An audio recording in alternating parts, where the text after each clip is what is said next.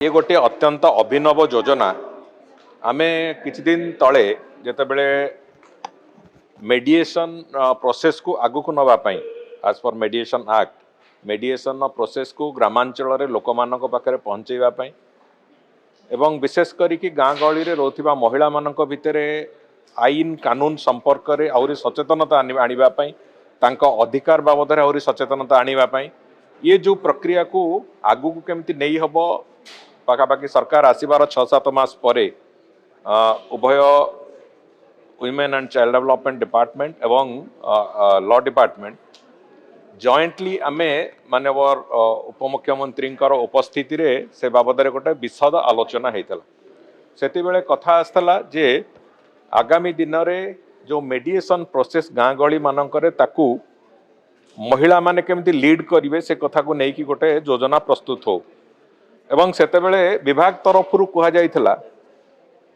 department रो principal secretary सेतेबेले गोटे propose करथिले जे केंद्र सरकार गोटे योजना नारी अदालत उपरे से योजना को आमे इम्प्लीमेंटेशन कले केमिति हबो से आलोचना आगु को नहीं कि आज विभाग तरफ मोर भी गोटे जोटा बहुत दिन धरिकी मोर मनरे आशा थिला जे जेमिति ऑल वुमेन कोर्ट जोटा मु आगुरु भी कहिछि गणमाध्यम आगे जे आमे ओडिशा रे ऑल वुमेन कोर्ट जो थे कि जुडिशियल अफिसर को आरंभ करिकी सेठी क्लरिकल स्टाफ पर्यंत प्रोसिक्यूटिंग अफिसर पर्यंत समस्ते महिला थाई कि महिला के जो महिलांकर संपर्कित केस गुड़िक से विचार हो बोली तार आउ गोटे दिग थिला एक कथा जे गाँ गहली रे केमिति अदालत प्रस्तुत हो जो थे कि महिला माने तार अध्यक्षता करिवे एवं महिला मानक द्वारा से समस्त केस रो समाधान हो आज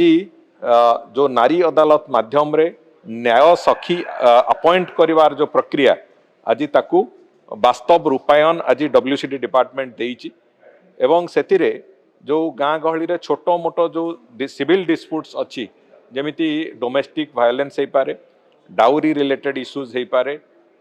एक्स्ट्रा मैरिटल अफेयर्स हो पारे गाँ गहली रे साधारण भाव में परिवार भितरे गाँ भितरे जो समस्या गुड़िक गोटे दैनंदिन आसे एवं जो घटना भिड़ी टाणी होगी थाना को भी जाए कोर्ट को जाए ये सब कथा जाए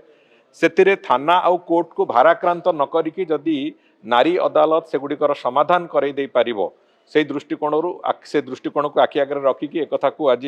10टी जिल्ला रे 10टी नारी अदालत आज प्रतिष्ठा गोटे पायलट बेसिस से आरंभ करिसेंती एवं मु आशा करी निश्चित भाव में आगामी दिन में राज्य सारा एक कथा को आमे तार प्रणयन करवा आरंभ करवा एवं जहाँ फल ओडिशा रे अंतत लीगल सिस्टम दृष्टि एवं मेडिएशन दृष्टि ओडिशा रे एक सुवर्ण युग आरंभ हब ए विश्वास मोर अच्छी एवं मु भी आज विभाग आम विभाग भी प्रिंसिपल सेक्रेटरी अच्छा लॉ डिपार्टमेंट मु भी तांकू से कथा मोर आग्रह प्रकाश करूली आगे जे आमे जो आमर लीगल सर्विस अथॉरिटी अच्छी legal service authority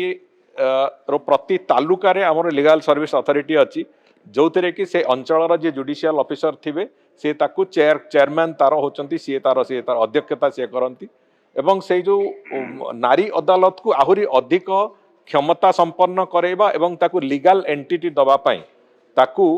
legal service authority संगे जोड़ीबार जो प्रक्रिया ताकू भी आमे आगु को लेकिन चलवा चाहूँ जहाँ फल कि नारी अदालत गुड़िक आहुरी क्षमता संपन्न होगी तांको काम को सफलतार सहित सुचारू रूपे करें से व्यवस्था को मु भावुची आमे बहुत शीघ्र ताकू भी दुईटी जाक विभाग आलोचना करी ताकू भी करने को जीवा तेणुक आज ये जो अभिनव उद्यम पाई निश्चित भाव में